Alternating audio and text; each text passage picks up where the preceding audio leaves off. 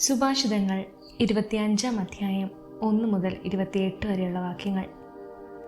യൂദാ രാജാവായ ഹെസിക്കിയയുടെ ആളുകൾ പകർത്തിവെച്ച സോളമൻ്റെ സുഭാഷിതങ്ങളാണ് താഴെ പറയുന്നവയും. നിഗൂഢത ദൈവത്തിൻ്റെ മഹത്വമാണ്. രാജാക്കന്മാരുടെ മഹത്വമോ കാര്യങ്ങൾ ആരാഞ്ഞറിയുന്നതും. ആകാശങ്ങളുടെ ഉയരവും ഭൂമിയുടെ ആഴവും പോലെ രാജാക്കന്മാരുടെ മനസ്സും അമേയമാണ്. വെള്ളിയിൽ നിന്നും കിട്ടും മാറ്റിക്കളഞ്ഞാൽ പണിക്കാരന് പാത്രനിർമ്മാണത്തിനുള്ള പദാർത്ഥമായി. രാജസന്നദ്ധിയിൽ നിന്ന് ദുഷ്ടന്മാരെ അകറ്റിക്കളയുമ്പോൾ സിംഹാസനം നീതിയിൽ ഉറച്ചു നിൽക്കും. രാജസന്നദ്ധിയിൽ മുൻനിരയിൽ കയറി നിൽക്കുകയോ സമുന്നതരോടൊപ്പം സ്ഥാനം പിടിക്കുകയോ അരുത്. എന്തെന്നാൽ രാജസന്നദ്ധിയിൽ വെച്ച് പിറകോട്ട് മാറ്റി നിർത്തപ്പെടുന്നതിനേക്കാൾ അഭികാമ്യം മുൻപോട്ട് കയറി വരിക എന്ന് ക്ഷണിക്കപ്പെടുന്നതാണ്. കണ്ടതാണെങ്കിലും ഒരു കാര്യവും കോടതിയിൽ തിടുക്കത്തിൽ ചെന്ന് വെളിപ്പെടുത്തരുത്. എന്തെന്നാൽ പിന്നീട് നീ പറഞ്ഞത് തെറ്റാണെന്ന് മറ്റൊരുവൻ തെളിയിച്ചാൽ എന്തു ചെയ്യും? അയൽക്കാരനുമായുള്ള തർക്കം പരസ്പരം പറഞ്ഞു തീർക്കുക. മറ്റൊരുവൻ്റെ രഹസ്യം വെളിപ്പെടുത്തരുത്. അവനത് കേൾക്കാനിടയായാൽ നിന്നെ ഖണ്ഡിക്കുകയും നിനക്ക് തീരാത്ത ദുഷ്കീർത്തി ഉണ്ടാവുകയും ചെയ്യും. ഉചിതമായ വാക്ക് വെള്ളിത്തകടിൽ പതിച്ച സ്വർണ്ണ നിർമ്മിതമായ ആപ്പിൾ പഴം പോലെയാണ്. ഉപദേശം സ്വീകരിക്കുന്ന കാതുകൾക്ക് ജ്ഞാനിയായ ശാസകൻ സ്വർണം കൊണ്ടുള്ള കർണാഭരണമോ കണ്ഠാഭരണമോ പോലെയാണ്. വിശ്വസ്തനായ ദൂതൻ തന്നെ അയച്ചവർക്ക് കൊയ്ത്തുകാലത്ത് തണുപ്പുമായ മഞ്ഞു പോലെയാണ്. അവൻ യജമാനന്മാരുടെ മനസ്സിന് കുളിർമ നൽകുന്നു. കൊടുക്കാത്ത ദാനത്തെക്കുറിച്ച് വൻപ് പറയുന്നവൻ മഴ തരാത്ത മേഘങ്ങളും കാറ്റും പോലെയാണ്. ക്ഷമ കൊണ്ട് ഒരു ഭരണാധിപനെ അനുനയിപ്പിക്കാൻ കഴിഞ്ഞേക്കാം. മൃദുലമായ നാവിന് കടുത്ത അസ്ഥിയെപ്പോലും ഉടയ്ക്കുവാനുള്ള കരുത്തുണ്ട്. തേൻ കിട്ടിയാൽ ആവശ്യത്തിന് മാത്രമേ കുടിക്കാവൂ, അല്ലെങ്കിൽ ചെടുപ്പ് തോന്നി ഛർദ്ദിച്ചേക്കാം. അയൽവാസിയുടെ വീട്ടിൽ ചുരുക്കമായി പോകാവൂ, അല്ലെങ്കിൽ മടുപ്പ് തോന്നി അവൻ നിന്നെ വെറുത്തേക്കാം. അയൽക്കാരനെതിരായി കള്ളസാക്ഷി പറയുന്നവൻ ഗദയോ വാളോ കൂരമ്പോ പോലെയാണ്. ആപത്കാലത്ത് അവിശ്വസ്തനിൽ അർപ്പിക്കുന്ന വിശ്വാസം കേടുള്ള പല്ലോ മുടന്തകാലോ പോലെയാണ്. വിഷാദമഗ്നു വേണ്ടി പാട്ടുപാടുന്നത് കൊടും തണുപ്പിൽ ഒരാളുടെ വസ്ത്രം ഉരിഞ്ഞു മാറ്റുന്നത് പോലെയും വ്രണത്തിൽ വിനാഗിരി വീഴ്ത്തുന്നത് പോലെയുമാണ്. ശത്രുവിന് വിശക്കുമ്പോൾ ആഹാരവും ദാനത്തിന് ജലവും കൊടുക്കുക. അതവൻ്റെ തലയിൽ പശ്ചാത്താപത്തിൻ്റെ തീക്കനൽ കൂട്ടും. കർത്താവ് നിനക്ക് പ്രതിഫലം നൽകുകയും ചെയ്യും. വടക്കൻ കാറ്റ് മഴ കൊണ്ടുവരുന്നു. ഏഷണി പറയുന്ന നാവ് രോഷവും. കലഹക്കാരിയായ ഭാര്യയോടൊത്ത വീട്ടിനുള്ളിൽ പാർക്കുന്നതിനേക്കാൾ മെച്ചം തട്ടിൻപുറത്ത് ഒരു കോണിൽ കഴിഞ്ഞുകൂടുകയാണ്. ദാഹാർത്തന് ശീതജലം പോലെയാണ് ദൂരദേശത്തു നിന്ന് തന്നെ സദ്വാർത്ത. ദുഷ്ടന് വഴങ്ങുന്ന നീതിമാൻ കലങ്ങിയ അരുവിയോ മലിനമായ ഉറവയോ പോലെയാണ്. തേൻ അധികം കുടിക്കുന്നത് നന്നല്ല. അതുപോലെ പ്രശംസയ്ക്ക് ചെവി കൊടുക്കുന്നതിൽ നിയന്ത്രണം പാലിക്കുക.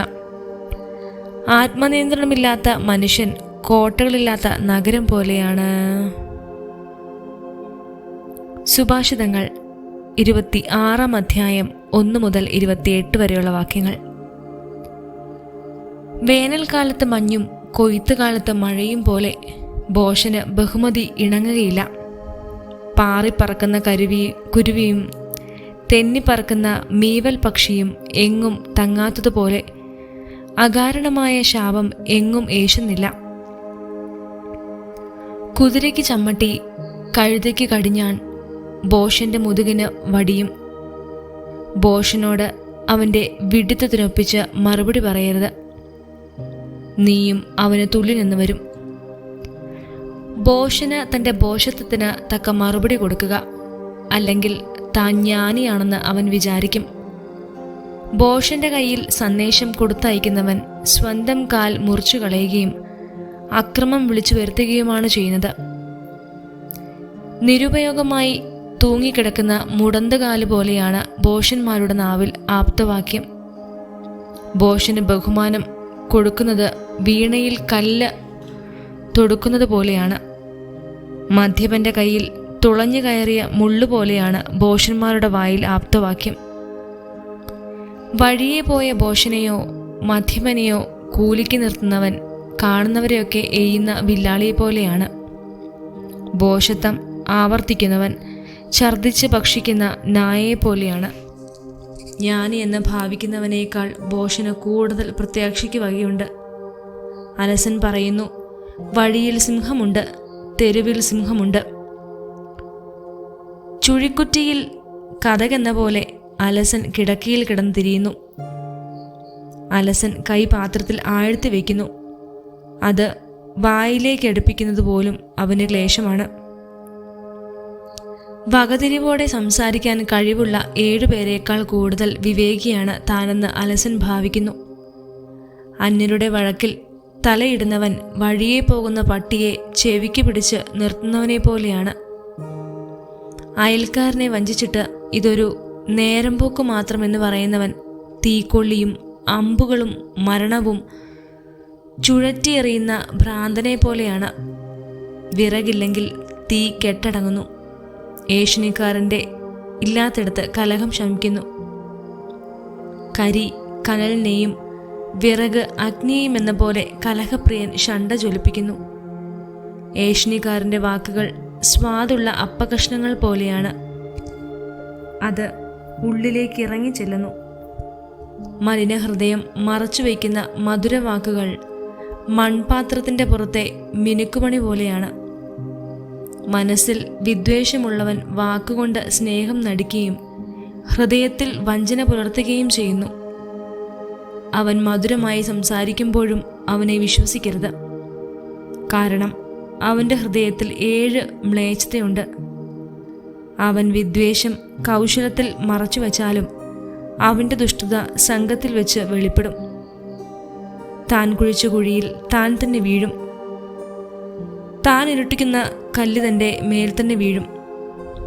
കള്ളം പറയുന്നത് അതിന് ഇരയായവരെ വെറുക്കുകയാണ്. മുഖസ്തുതി പറയുന്ന നാവ് നാശം വരുത്തി വയ്ക്കുന്നു.